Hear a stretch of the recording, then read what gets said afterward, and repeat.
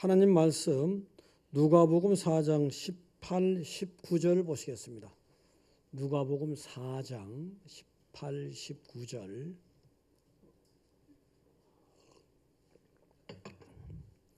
합독을 하시겠습니다. 주의 성령이 내게 임하셨으니 이는 가난한 자에게 복음을 전하게 하시려고 내게 기름을 부으시고 너를 보내사 포로된 자에게 자유를 눈먼 자에게 다시 보게 함을 전파하며 눌린 자를 자유롭게 하고 주의 은혜의 해를 전파하게 하려 하심이라 하였더라. 아멘. 자, 강남 할렐루야. 판교 할렐루야. 옆에 보시고 반갑습니다.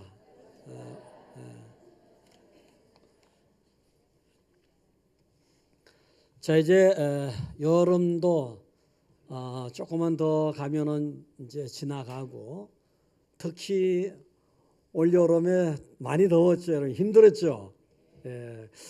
더위도 이제 한풀 꺾여가는 것 같습니다. 너무 감사합니다. 그 여름이 되면은 보통 그 예배가 좀 해이해지는 수가 있더라고요. 8월이 특히 그래요. 8월이. 그래서 이제 좀 더위도 가고 하니까 예배에 좀 집중하자. 전에 은혜를 받았더라도 계속 받아야 돼요. 예를 들어서 어저께 여러분이 맛있는 거 드셨죠? 오늘 안 드셔도 되죠? 어저께 맛있는 거 드셨더라도 오늘 또 드셔야 되고. 이제 하나님 말씀도 사람이 떡으로만 사는 것이 아니요 하나님이 입으로 나는 모든 말씀으로 산다. 여러분이 영적으로 살아야 되잖아요. 은혜 받아야 되거든요. 그래서 계속해서 또 먹고 은혜 받고 해야 되는 겁니다. 태평양에 물고기가 죽었는데 배를 이렇게 열어봤더니 물을 마시지 않아서 죽은 거예요. 태평양 물고기 다 이렇게 제가 물 대비시킨 거는 이렇게 예배라든가 은혜 자리가 있어도 나와야지 은혜가 되고, 여러분 마음을 열어야 돼요. 마음을 열지. 오늘 이 시간에 정말 말을 물가가지는 데리고 오지만 물을 마시는 건 말 자신이거든요. 그래서 여러분들이 다 내려놓으시고, 어디서 연락 올까 뭐 다 내려놓으시고 집중하시기 바랍니다. 할렐루야.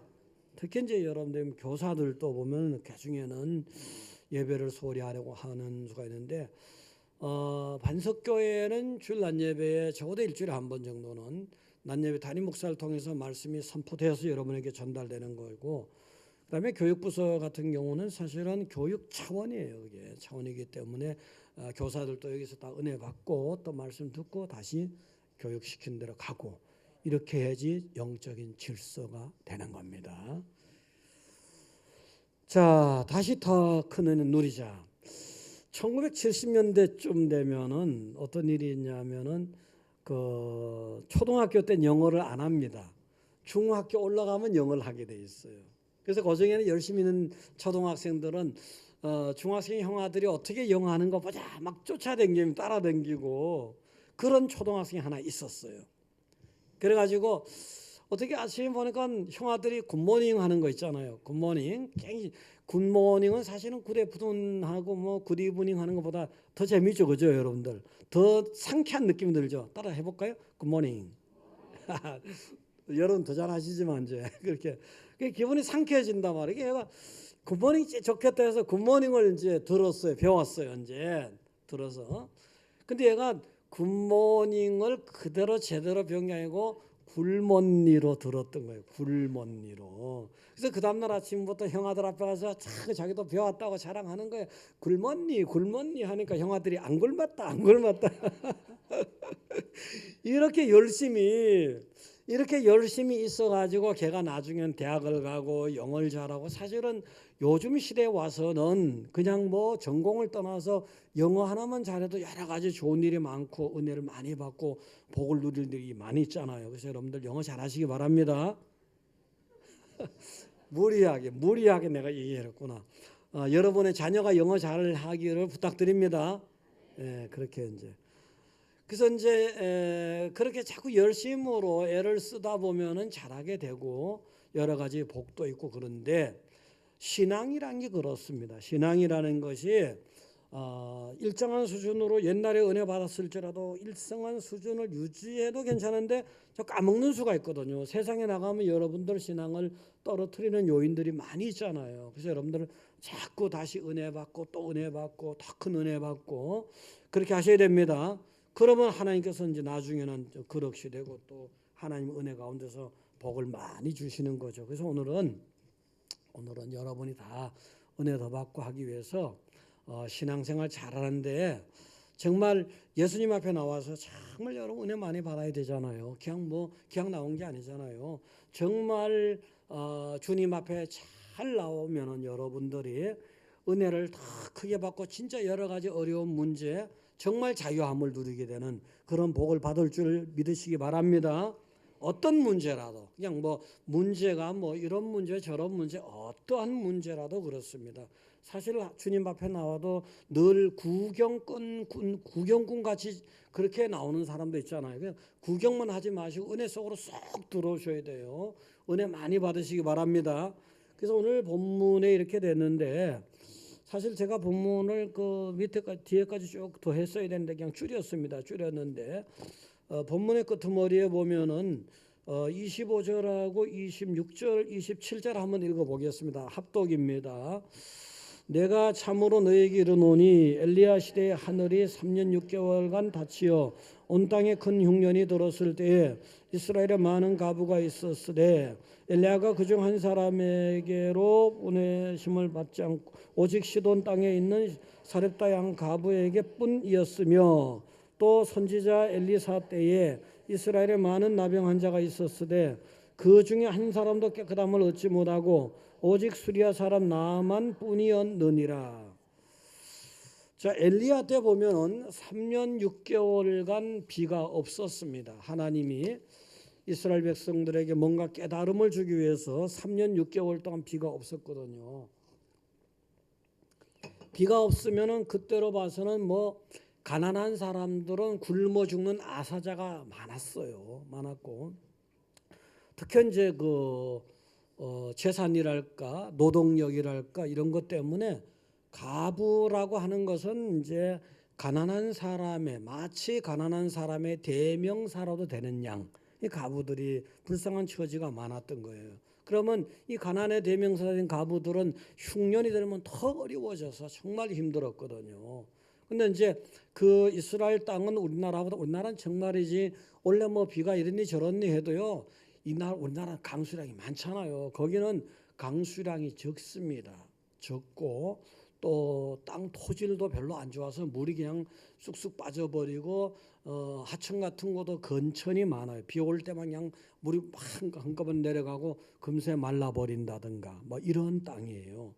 그런 땅인데 3년 6개월 동안 비가 오지 않았으니 가난한 사람 다 정말 너무 어려워지고 굶어 죽을 상황이잖아요. 그때 엘리야 때 하나님이 이제 이스라엘 백성들 뭔가 깨달음을 주기 위해서 3년 6개월 동안 비를 안 줬던 거예요.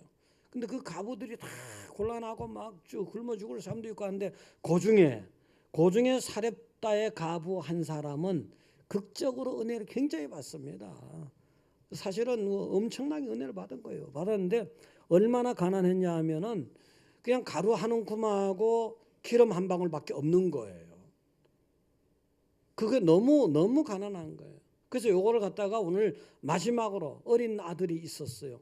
마지막으로 음식 만들어 먹고 그냥 죽어버리자. 이 정도였던 거예요.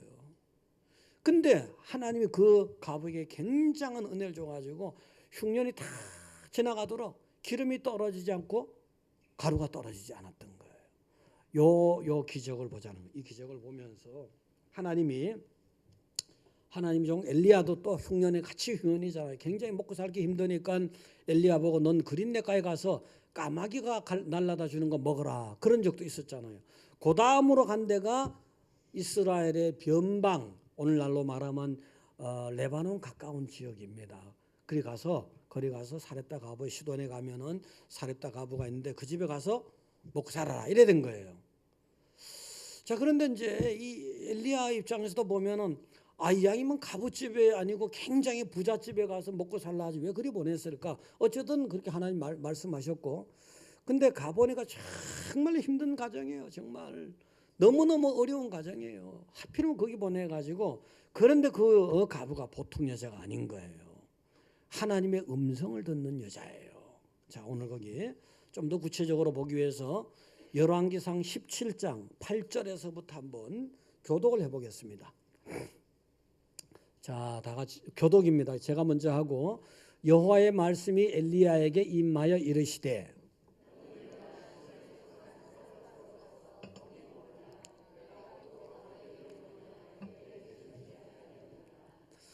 그가 일어나 사르밧으로 가서 성문에 이를 때에 한 가부가 그곳에서 나뭇가지를 줍는지라 이에 불러 이르되 청하건대 그럭새 물을 조금 가져다가 내가 마시게 하라.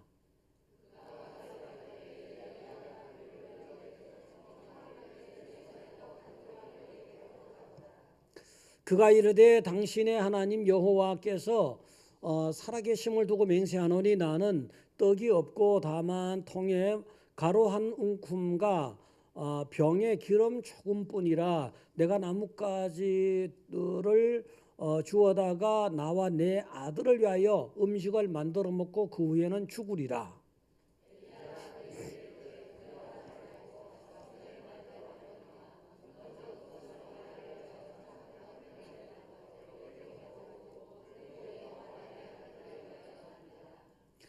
이스라엘의 하나님 여호와의 말씀이 나 여호와가 비를 지면에 내리는 날까지 그 통에 가루가 떨어지지 아니하고 그 병에 기름이 없어지지 아니하리라 하셨느니라.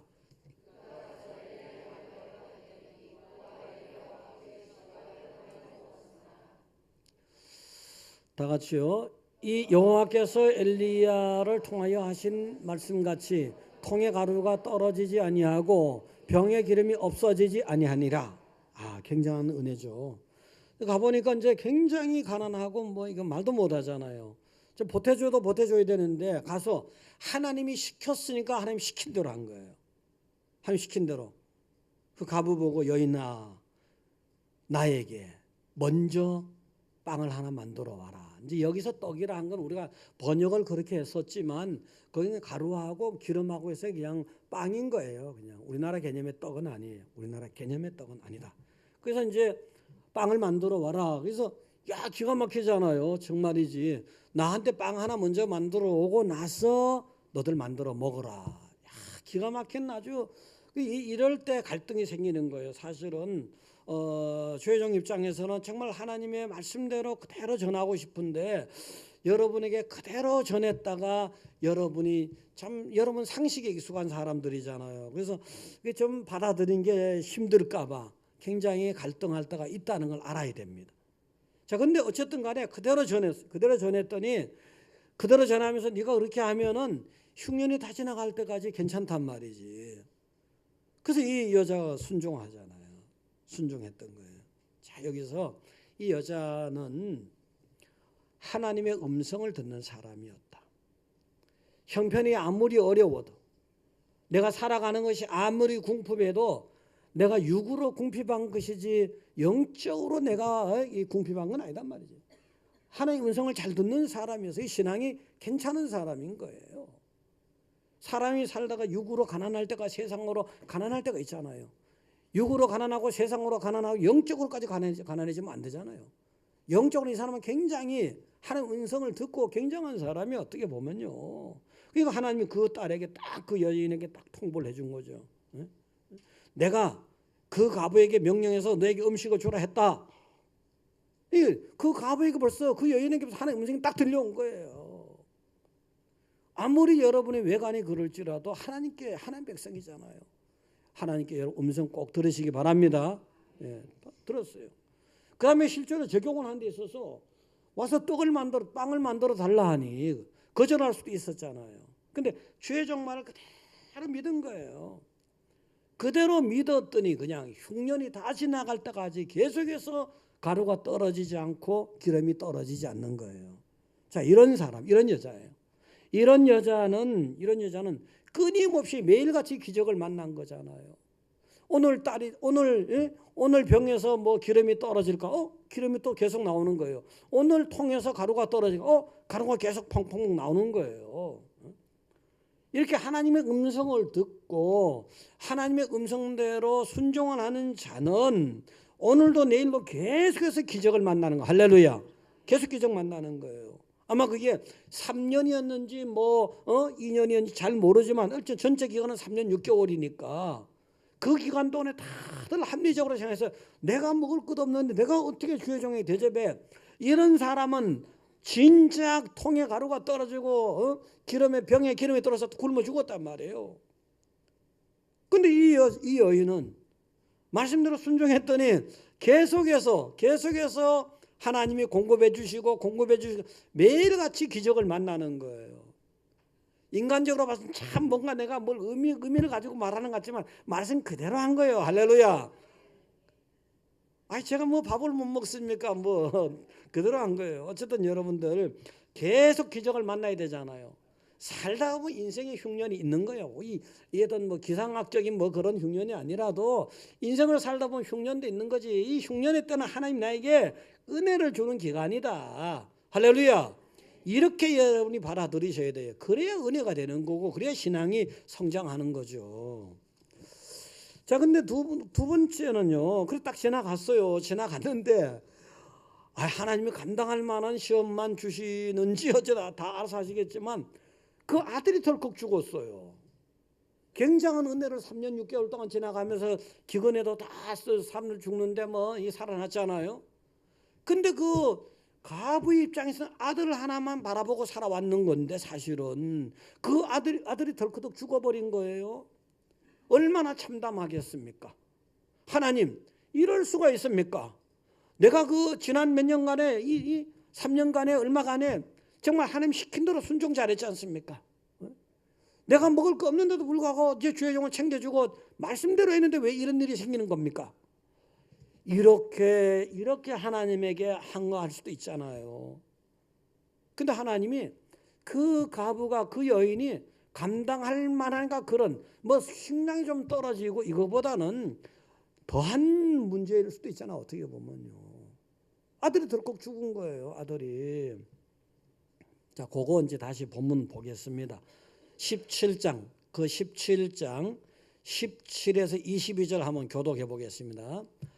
이 일 후에 그 집 주인 되는 여인의 아들이 병들어 증세가 심히 위중하다가 숨이 끊어진지라.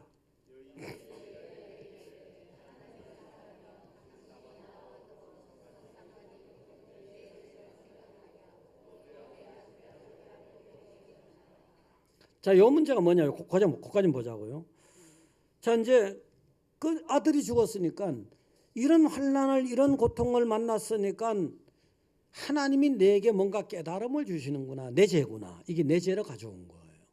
내가 왜 잘했는데, 내가 지난 3년간 내가 잘했는데 왜 내게 이러한 아픔이 오냐 말이지. 이런 불행이 오냐. 이렇게 나가는 것이 아니고 이건 아들이 죽은 건 내 죄 때문이다 말이지. 내 죄 때문이라고 깨달아진 거예요. 뭔가 내가 다스릴 부분이 있고 깨달을 부분이 있어 하나님이 내 죄 때문에 이렇게 아들이 죽은 것이다. 이렇게 깨달음이 있는 여자예요.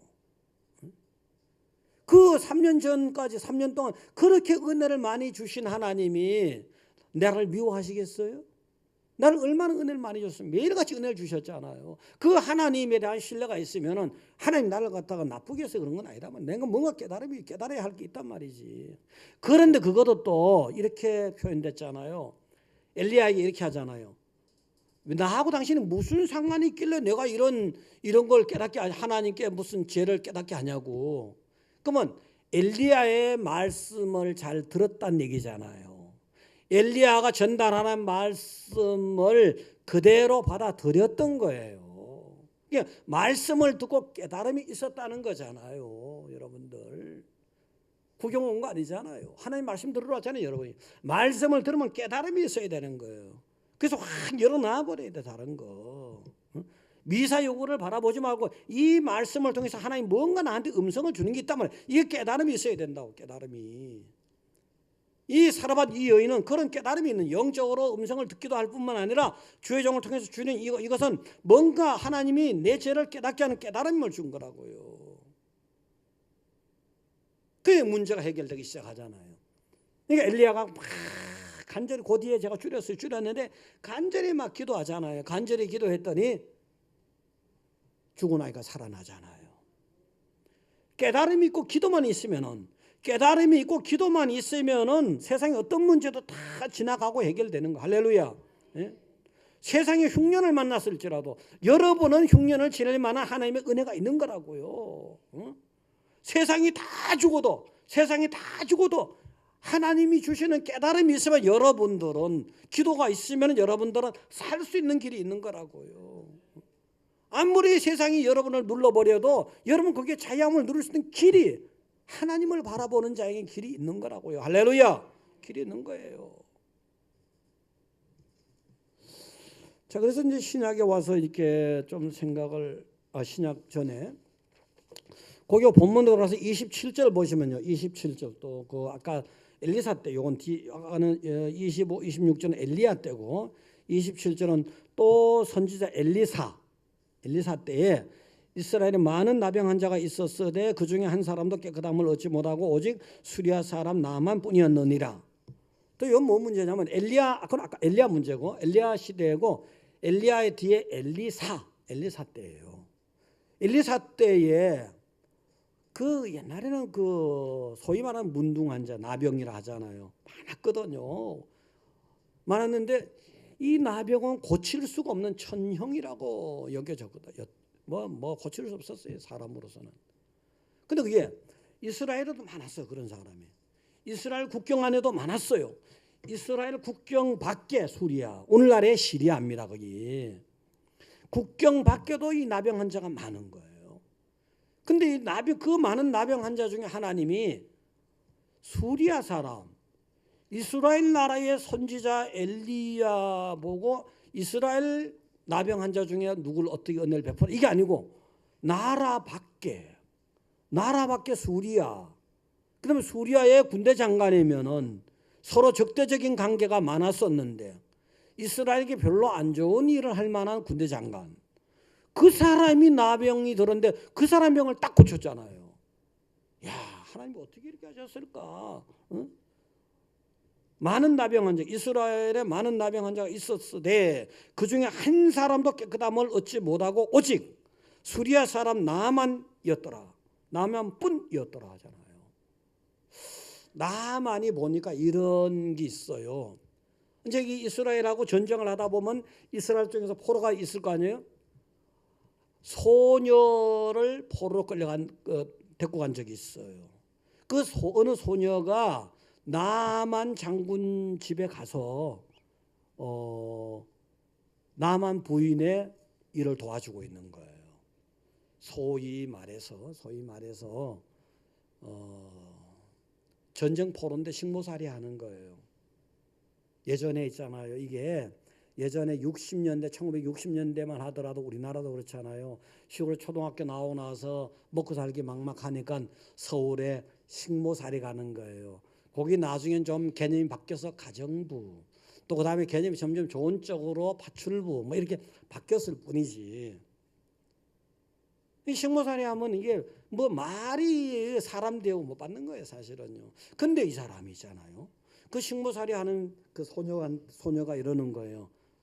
장군님, 지금 우리나라에 가면요 엘리사라는 아주 훌륭한 주의 종이 있는데 한번 기도 받아 보시죠.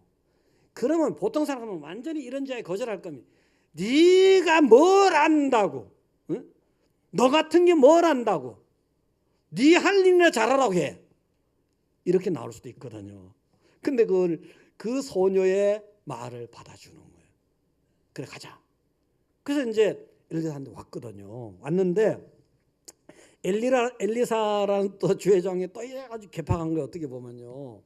자, 이제 보통 VIP니까, 굉장한 VIP니까 오면 그냥 머리에 안수해주고 뭐 저 아주 뭐 상처에 뭐 손을 넣어서 안수 이렇게 해야 될 줄 알았는데 엘리사의 수행비서 게하시라고 있어요. 남자의 남자입니다. 그래서 게하시가 있는데 게하시 보고 야 저기 가서 저 만나 주지도 않고 저 요단 강물에 7번 들락거리라고 해. 얼마나 기분 나빠요. 얼마나 기분 나빠요. 그래서 얘 또 화가 막 난 거야. 아니 사람을 뭘로 아는 거야.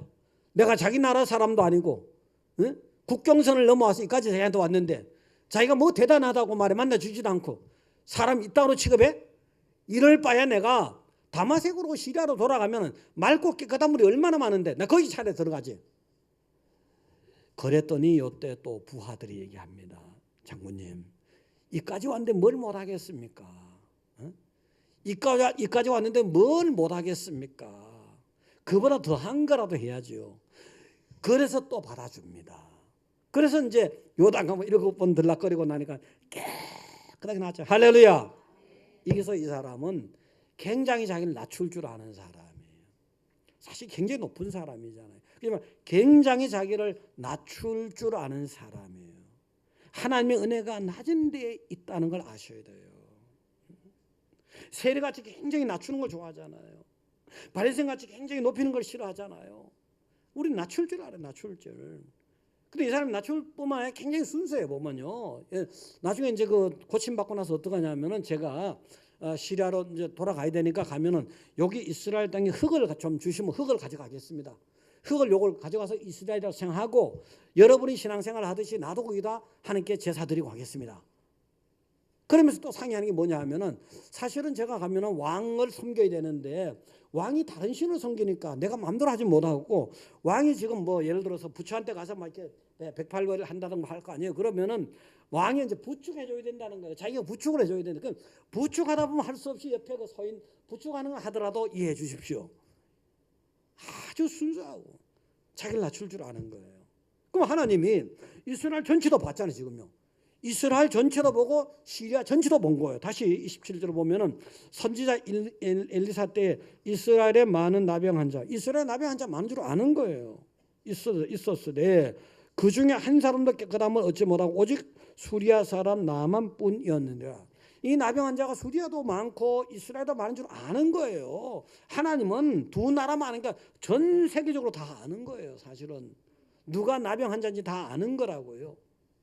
근데 그 중에 하나 딱 정말 가장 하나님의 은혜를 갈급하고 낮출 수 있는 사람이 누구냐. 이게 바로 나만이었구나. 여러분들 그래서 하나님 앞에 잘 여러분이 더 순수하고 지금 순수하다 하더라도 더 순수하고 더 낮추시면 하나님께서 아주 귀하게 큰 은혜 주시고 여러분을 찾고 있는 어떤 질병도 다 하나님께서 자유롭게 한다는 걸 믿으시기 바랍니다.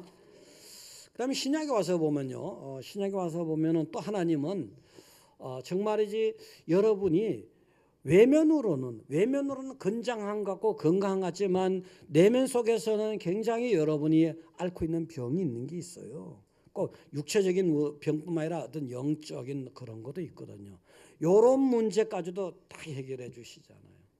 이런 문제 딱 건드린 예가 있어요. 누가복음 5장 27절에서 32절입니다. 한번 보시면요. 교독을 한번 해보겠습니다. 그 후에 예수께서 나가사 레위라 하는 세리가 세간에 앉아 있는 것을 보시고 나를 따르라 하시니, 레위가 예수를 위하여 자기 집에서 큰 잔치를 하니 세리와 다른 사람이 많이 함께 앉아 있는지라.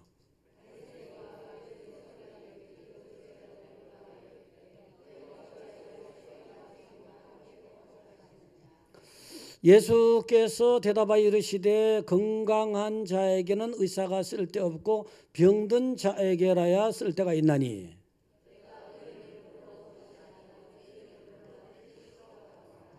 가버나움은 이제 여기가 이제 그 갈릴리 북부에 여기도 역시 레바논 가까운데 오늘날에 시돈 땅 가까운데요. 그래서 여기도 이제 사실은 국경선이 있는 곳이에요. 이제 그 애굽에서 보면 지중해 해변을 따라 쭉 길이 올라와서 갈릴리 북부에서는 내륙으로 시리아 쪽으로 들어가는 길이 있는 거예요.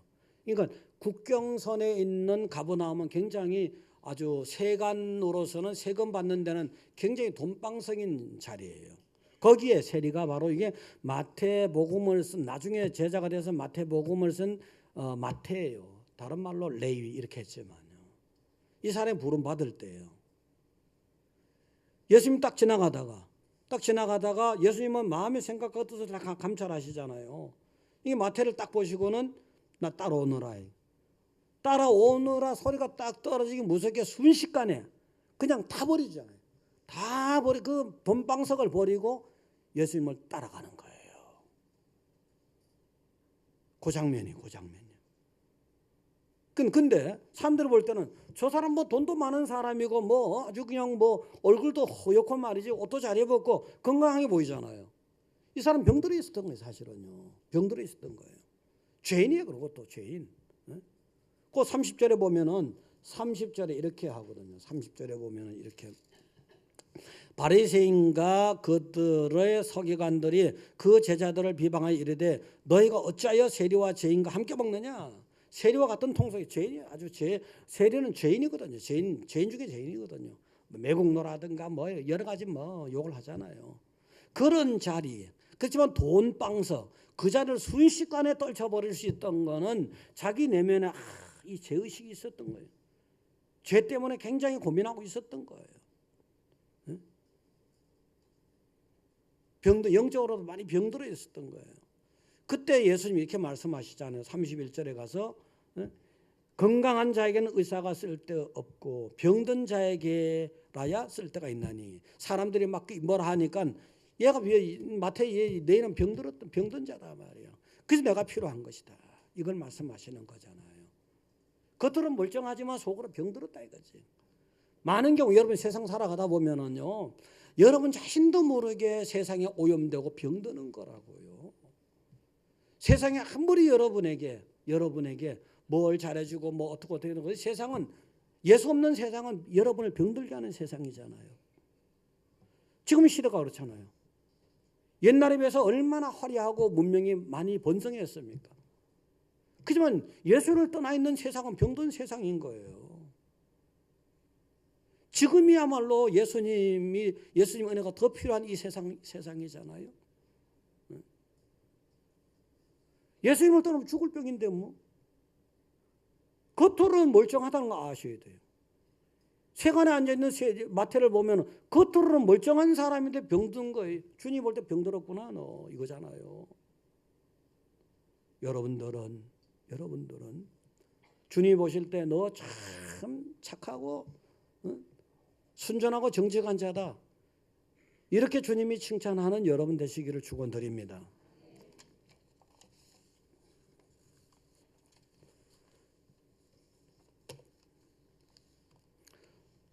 하나님의 은혜는 언제 어떻게 임할는지 꼭 장담할 수는 없거든요. 언제 어떻게 임할는지 여러분의 마음을 댈 수만 있다면은 주님을 자꾸 생각하셔야 돼요.